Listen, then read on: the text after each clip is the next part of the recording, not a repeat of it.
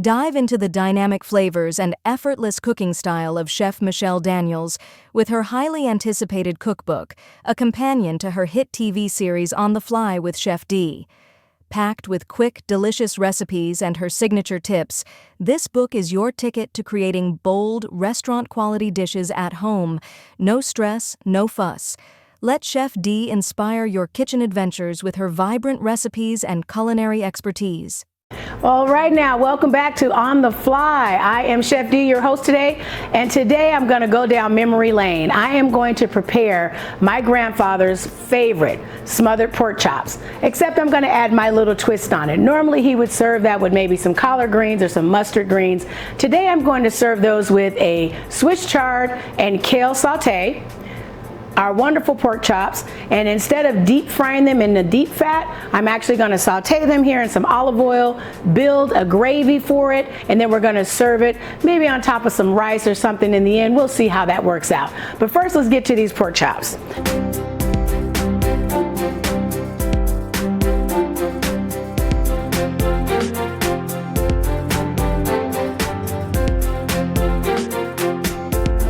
I have some center cut pork chops. They're about 4 to 5 ounces each. I'm going to put a little bit of olive oil on them. I like to add olive oil when I'm rubbing in my seasonings because it helps it to adhere to them. So I'm going to glove up here and we're going to rub that olive oil in. These have already been nicely washed, ready to go.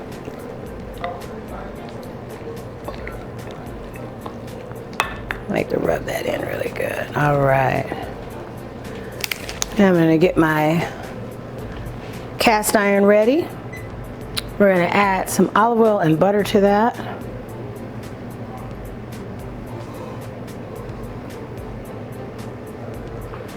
All right, now we're going to add some seasonings onto that. I have some salt and pepper.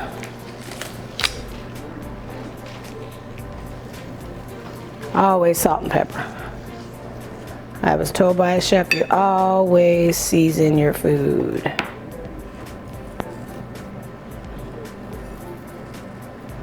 Add some pepper here. Both sides.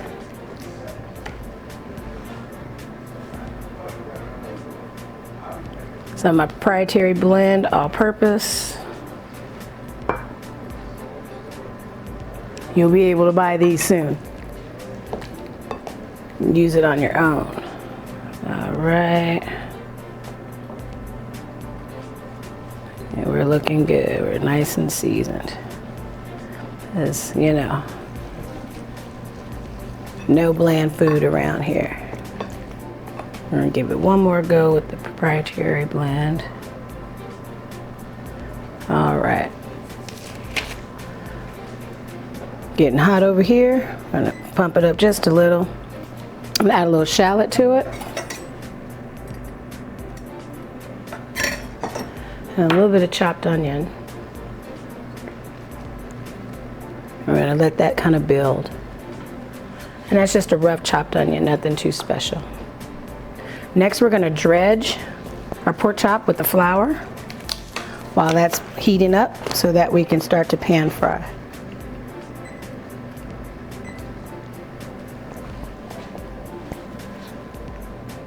I'm going to kind of sprinkle that the same way I did the seasoning because I just want a light coat. I don't want it too heavy. I'm not deep frying. I don't really need to protect the meat. Just going to nicely add it so we kind of make a crust. Because we're going to smother it, the crust eventually is going to come off anyway. We want this to build our gravy. The flavor that's going to come from the meat, the juices, and then the flour is going to help build the gravy. Like I said, we're not deep frying, so we're just going to do a nice light coat.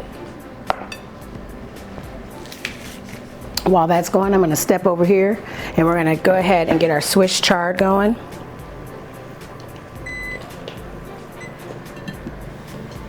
While that's waiting, that way we can have everything moving at the same time. I'm going to go with some olive oil.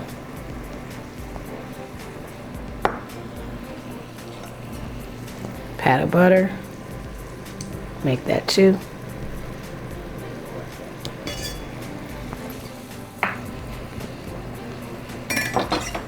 shallots.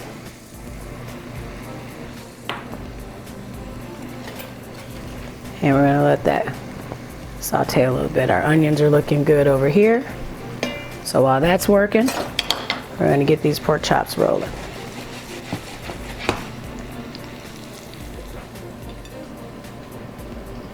Gonna dust off any excess flour. Set them right in there.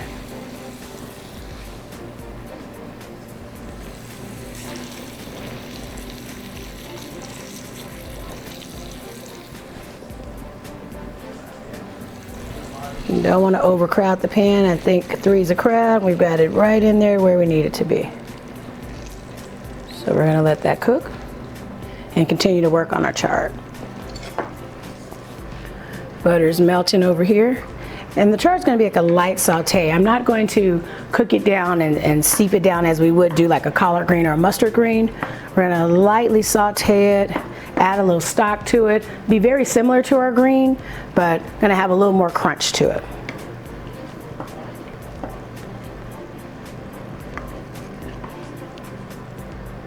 All right. In here I have just a regular rainbow chard, some of your kale. Some people don't like kale. I kind of dig it. Add a little of that in there. The rainbow chard.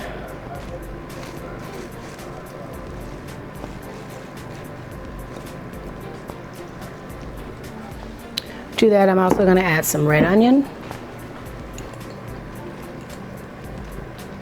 We're going to reserve a little bit of that onion for our gravy.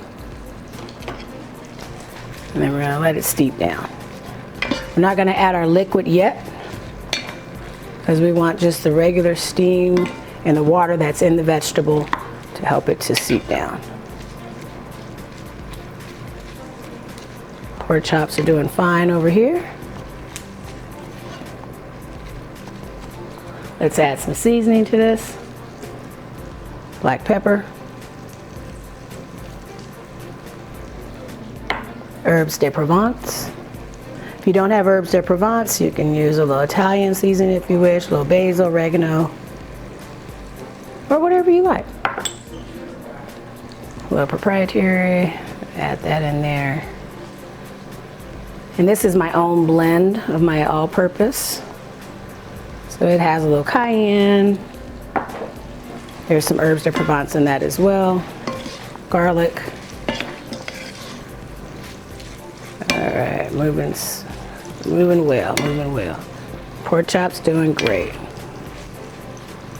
Okay, I'm going to cover this. Let it seep down a little bit more before we add the broth.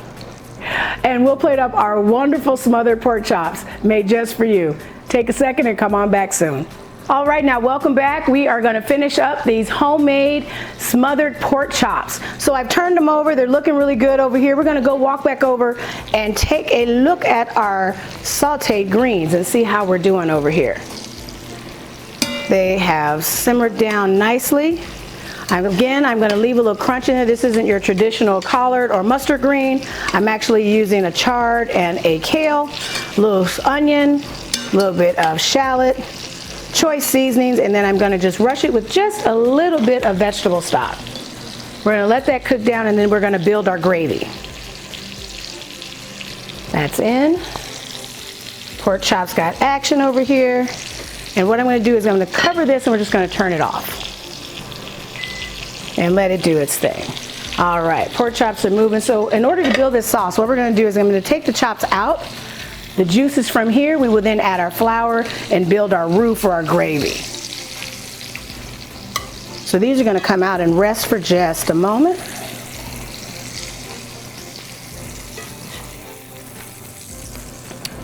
And now the real magic begins. I'm going to add in this little bit of butter here. When you're making a roux, I remember a couple times back I talked to you about it being equal parts butter, equal parts of flour or fat, whichever fat you like to use. I'm going to add that in there. And I'm slowly going to add my flour in, and we're going to whisk. Because again, we don't want lumps. So it's important to just whisk. A little at a time. Whisk.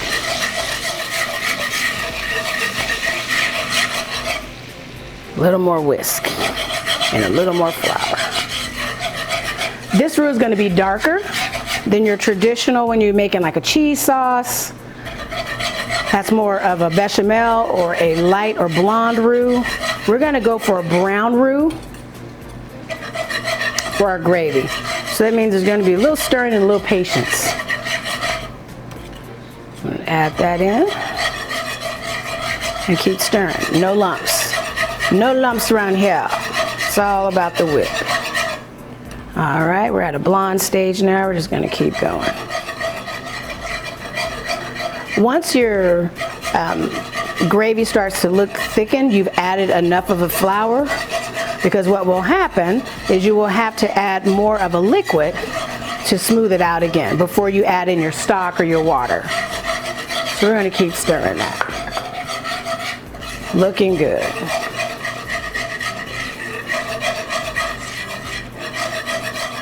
I'm going to add in some black pepper, Himalayan salt, and we're going to keep stirring.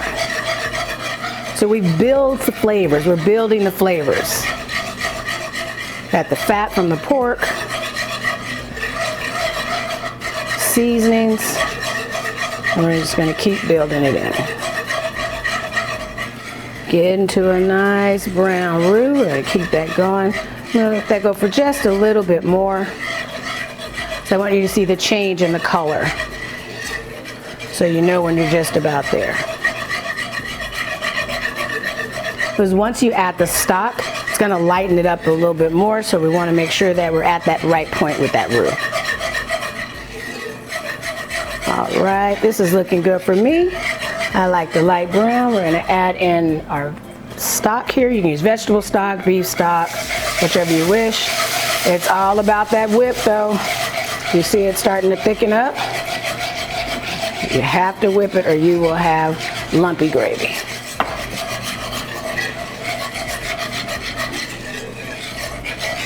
That is looking amazing. We're going to add our pork chops back to that so they can finish cooking into the gravy.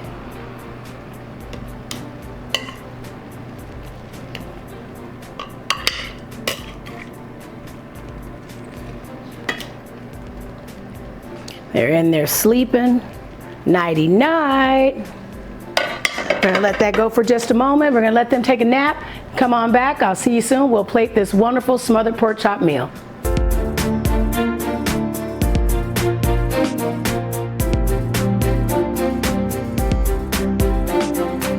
All right, welcome back. We're going to come over here and check our pork chops. We know our sauteed greens are ready. Oh my goodness, this is looking like grandma's house. And do a little basting here with some of that homemade gravy. Time for them to wake up. They were sleeping. Time to wake up. All right.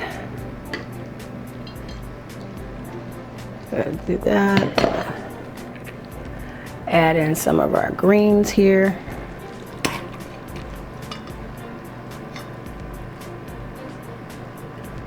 I just had some cooked basmati sitting around for it, so just added that to it. Can't do smothered pork chops without the rice. All right, get that little baby out of there. If that doesn't remind you of grandma's house, I don't know what does. And I add some of this wonderful homemade gravy across. Ready to go. All right, and here you have it. Grandpa's smothered pork chops with sauteed kale and Swiss chard on top of a little bit of a basmati rice. And I'm going to give it a little garnish here because I'm all about the garnish. Put a little on there and voila. Remind you something of home, at least it takes me back. I hope it does for you as well. Thank you for tuning in to On the Fly. I am Chef D, your host. Don't forget to look out for that cookbook, On the Fly by Chef D, coming out soon. I hope to see you soon and keep cooking. Peace.